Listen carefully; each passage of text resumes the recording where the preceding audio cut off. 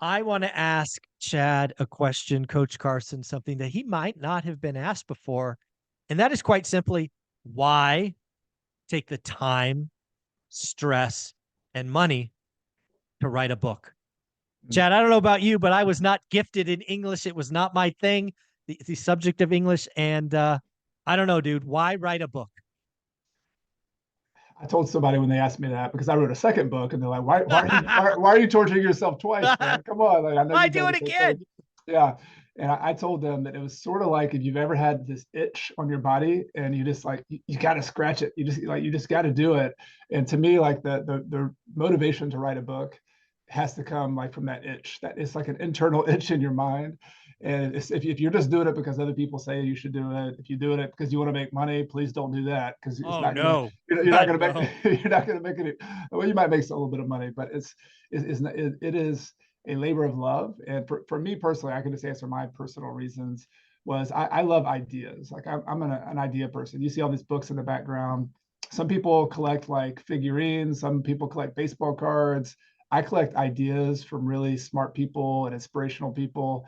And for me, writing is a way to kind of think through those ideas that I have. And so I've been writing a blog since way before I did YouTube or podcast. I was starting, actually, before I even did a blog, I was writing a newsletter, a physical print newsletter to Wow. like 100 people who I had coached in the like local South Carolina, North Carolina area. I was like, every week I was paying somebody to like stuff this envelope. But I was doing the same thing. I was taking books that I'd read, I'd Yeah. summarize them. I was collecting these ideas. And so a book was just sort of a outgrowth of that habit that I had of organizing my ideas and articulating them and teaching them.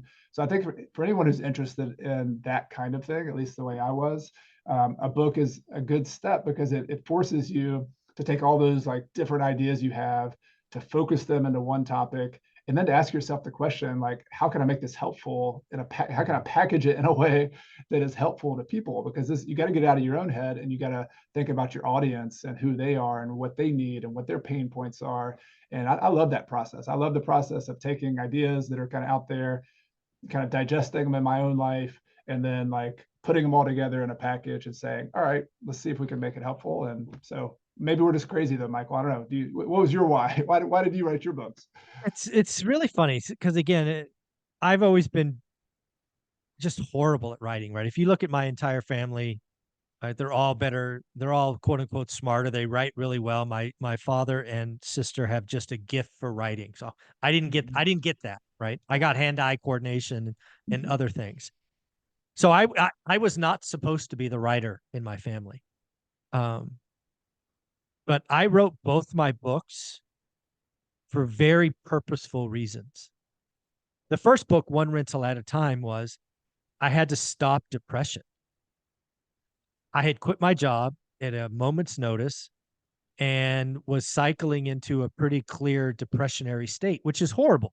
You're financially free, you're relatively young at 45, and you're effing depressed. Are you kidding me? So I wrote One Rental at a Time for me. Now, what was that? I had understood that I had been on this journey at the time for 15 or 16 years, and I never looked back.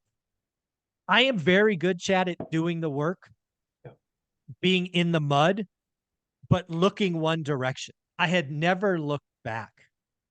So I wrote Run Once at a Time. And if you've ever read it, it is the journey. It's, hey, I lost a bunch of money in the stock market. I went to Borders. I found Rich Dad, Poor Dad. And then what happened? Oh, by the way, we bought a house. It didn't go well. Oh, by the way, we got to the top and it's like stuff's not affordable. What did we do? Right. So one rental at a time, why was really selfish. I wanted to stop being depressed. And I thought if I had a purpose, I would stop being depressed. And I was right. One rental at a time came out of me quick, like 6 weeks. Wow. And now that was just the draft, right? It probably took 4 months to edit, Yeah. but the raw material was 6 weeks. I mean, it just, in my words, flew out of me, especially when you don't write well. So that was that one. I never thought I would write another book. I mean, it was hard. It was tough. I felt like I gave my story and I had nothing else to give. Then we get to 2020. So I'm now financially free, 3 years. We're helping people, but I start getting that itch that you were referring to. And dude, when you have the itch and you don't scratch it, it only gets worse. So my itch was, there's a book by Gary Keller. You actually have it behind your right shoulder there, that blue one. Millionaire real estate Millionaire investor. Investor.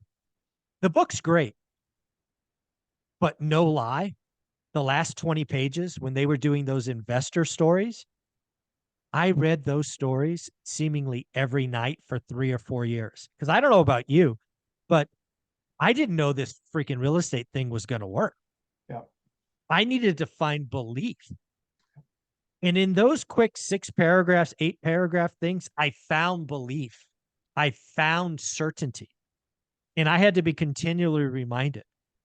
So it was my audience saying, yeah, I love your story, but I need more belief, that I went out and collected 15 unique stories of real estate millionaires who did it different ways, because I know my story helps some people, but there's so many other people that want to do it different that aren't my story. So I wrote my second book, 15 Conversations with Real Estate Millionaires, because that itch was unbearable. I had to supply what I considered a missing thing. And, thankfully it's out there now. I sit here today, never wanting to write a new book, but to your point, if that itch came back, you can't ignore it. You just can't ignore it. So, Yeah, yeah. well said. I really like how I've heard this from other creative people as well, who they say that it's a selfish act, like, and that's a good selfish act. Like the fact that you wrote one riddle at a time and it came out, so it shows, it's a very personal book, and the stories really get you, because when you're reading it, you're like, all right, this is real, this is authentic. And I've heard that from other, whether you're writing a book or whether it's a piece of art, whether you're teaching, like, people get when you're faking it. Like, this is not you, this is not your words, you're borrowing Yeah. these words.